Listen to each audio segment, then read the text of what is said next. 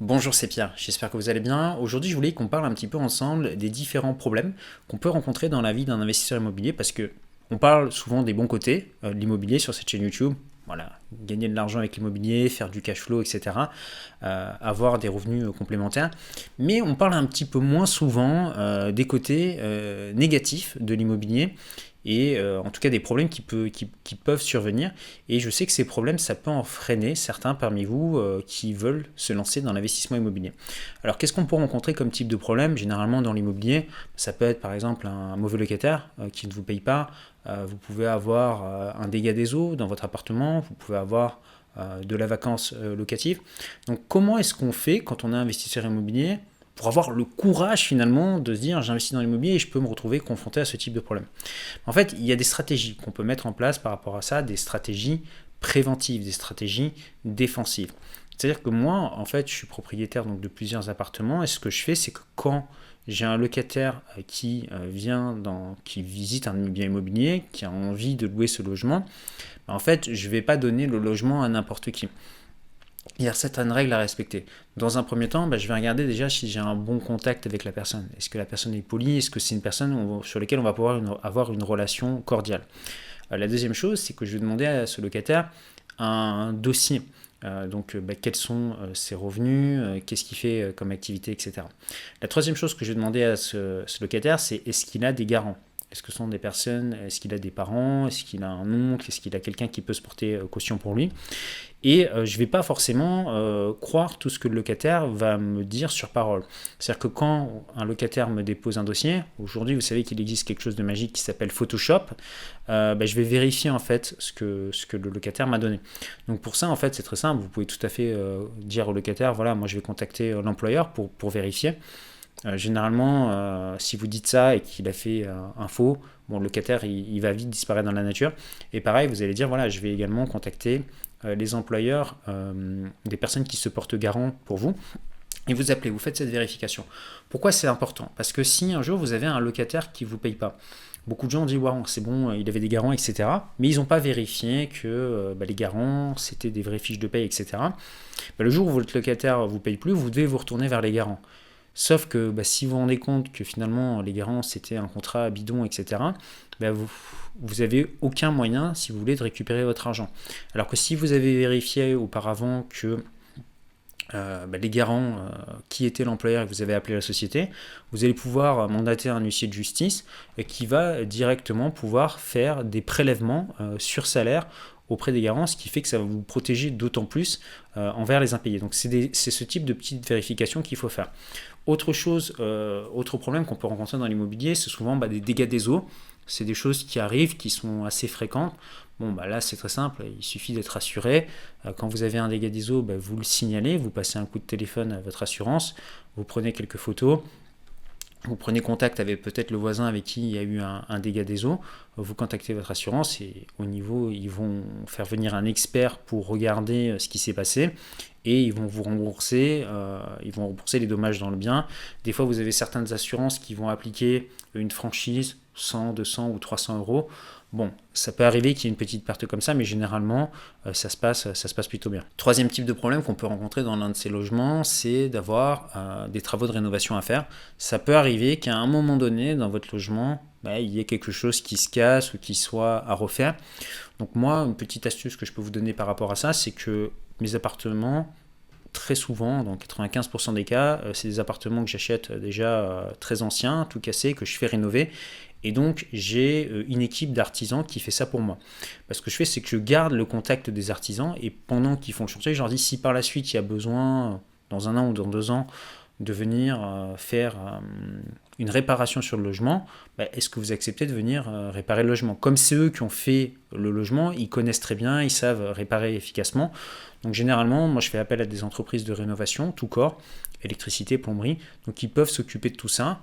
Et quand j'ai un problème, je passe un coup de fil, à mon artisan, il débarque, il solutionne le problème, j'ai même pas besoin d'être sur place, c'est-à-dire que le locataire lui ouvre la porte, il règle ça, il m'envoie la facture et puis moi je règle à distance. Donc c'est pas forcément quelque chose d'insurmontable et c'est quelque chose que vous pouvez facilement gérer. Quatrième problème qu'on peut rencontrer quand on est investisseur immobilier, c'est le fait d'avoir de la vacance locative. La vacance locative, c'est-à-dire que pendant un certain temps, vous n'allez pas avoir de locataire. Donc ça arrive, moi par exemple, mettons que je vais louer un appartement à un étudiant, et au bout de 3 mois, ça peut arriver des fois, je reçois un recommandé avec accusé de réception où l'étudiant me dit, voilà, je vous donne mon préavis, dans un mois, je vais quitter les lieux. Donc, qu'est-ce qu'on fait à ce moment-là ? C'est pas grave, c'est vrai que c'est un petit peu désagréable parce qu'il faut remettre des petites annonces, il va falloir recommencer à faire des visites, etc. Mais ça fait partie du job de l'investisseur immobilier. Donc moi, généralement, mes annonces, elles sont déjà rédigées, les photos sont déjà rédigées, donc en quelques clics, je remets une petite annonce en ligne. Les gens peuvent me contacter par téléphone ou par email. Ce que je vais faire à ce moment-là, c'est que je vais organiser des visites groupées pour économiser mon temps, plutôt que des gens qui viennent visiter à droite, à gauche, un petit peu en touriste. Voilà, je fais une visite groupée. J'ai 5, 6, 7 personnes qui viennent en même temps. Ça crée également un effet de compétition entre les locataires. Ils déposent un dossier et puis moi je vais choisir derrière le meilleur dossier. Donc généralement c'est pas quelque chose de très très compliqué à gérer. Maintenant, admettons que vous soyez dans le cas où vous n'arrivez pas à trouver de locataire pendant une durée un petit peu plus longue. Ce que vous pouvez faire, c'est basculer vos logements sur des plateformes de location courte durée. Si par exemple votre logement a un petit peu de mal à se louer parce que vous êtes sur une période un peu bizarre, je ne sais pas, vous louez par exemple, votre cible c'est des étudiants, mais vous êtes en plein mois de février et généralement la rentrée des classes se fait plutôt en septembre, où c'est un petit peu compliqué, vous pouvez mettre votre bien sur des plateformes de location courte durée, type Airbnb, Booking, et faire de la location à la nuitée. Donc si vous avez un système intelligent mis en place, système de boîtier aux clés, automatisation des entrées, des sorties, check-in, check-out, etc., vous allez pouvoir continuer à louer votre bien. Et même si vous louez votre bien 7-8 nuits par mois, ça vous compensera les loyers que vous ne touchez pas en location à l'année. Donc il existe comme ça toujours des petites stratégies. Maintenant, ce qu'il faut se rendre compte, c'est que oui, ça peut arriver d'avoir un peu de vacances locatives. Moi, personnellement, ça ne m'est jamais arrivé de dépasser plus d'un mois de vacances locatives sur l'un de mes biens immobiliers. Mais dans l'idée, vous avez des solutions alternatives comme ça qui peuvent permettre de vous en sortir efficacement. Maintenant, une technique à faire en amont, auparavant, c'est toujours de faire une étude de marché avant d'acheter un bien immobilier, savoir ce qui se fait dans la concurrence. Moi, généralement, mes biens sont rénovés toujours un cran au-dessus de ce qui se fait sur le secteur. C'est logique, les locataires sont pas idiots, ils n'ont pas envie de louer des appartements tout pourris avec le lavabo des années 70, la tapisserie à fleurs et la moquette marron. Donc ce qu'ils veulent, c'est des logements qui soient modernes, tout équipés, etc. Donc généralement, quand ils font le tour, faites en sorte, lorsque vous rénovez vos logements, que si votre locataire fait le tour de 10 appartements, votre appartement soit le mieux, ce qui fait que les gens vont venir déposer des dossiers chez vous. Ça se fait aussi en anticipation. Donc la vacance locative, quand on a un beau logement qui est bien situé, qui a bien été rénové, généralement, on ne rencontre pas trop ce type de problème. Un autre type de problème qu'on peut rencontrer également dans le logement, c'est un locataire qui part et qui vous a laissé un appartement dans un état qui n'est pas terrible. À ce moment-là, c'est pareil, votre locataire, vous avez des cautions, vous allez pouvoir prélever sur la caution à condition de faire des travaux sur facture. Vous allez pouvoir faire rembourser tout ça. Et sachez que votre locataire, il n'est pas limité qu'au montant de la caution. Je prends par exemple un locataire qui vous a laissé 700 € de caution et qui a fait par exemple pour 1500 € de dégâts dans votre appartement.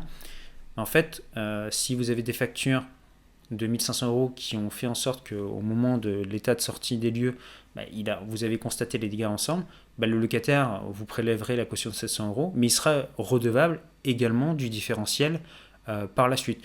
Donc là, à ce moment-là, quand on est dans ce type de situation, on explique au locataire qu'il faut qu'il paye. Si jamais votre locataire ne paye pas, c'est pareil, vous pouvez mandater un huissier qui va se retourner contre votre locataire. Si votre locataire n'est pas solvable, il va se retourner contre les garants et c'est comme ça que vous allez pouvoir récupérer les fonds.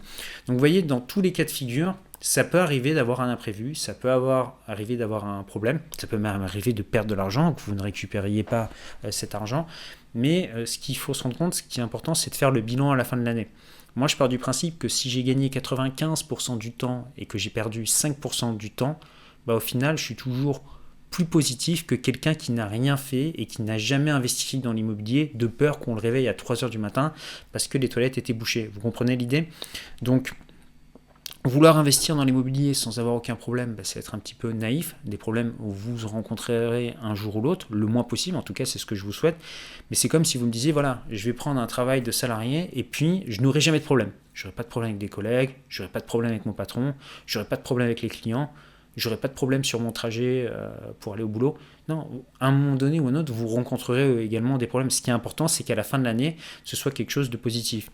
L'investissement immobilier, pour moi, ça reste quelque chose d'extrêmement intéressant. C'est ce qui m'a permis de changer de vie. Avant, j'étais salarié. Et j'ai pu devenir indépendant financièrement grâce à ça, en achetant plusieurs biens immobiliers. J'ai bossé, ça a été dur. J'ai dû faire face à différents problèmes. J'ai rencontré d'autres investisseurs immobiliers qui m'ont conseillé par rapport à ça. Ou sinon, j'ai trouvé des solutions par moi-même. Et tout ça, je l'ai condensé dans un programme sur l'immobilier. Vous retrouverez le lien juste en dessous. Et si aujourd'hui, vous avez envie de vous lancer dans l'immobilier, mais que vous ne savez pas vraiment par où commencer, ce que j'ai fait, c'est que j'ai mis à votre disposition 1 heure de formation offerte qui vous montre comment faire pour investir dans l'immobilier quand on part vraiment de zéro.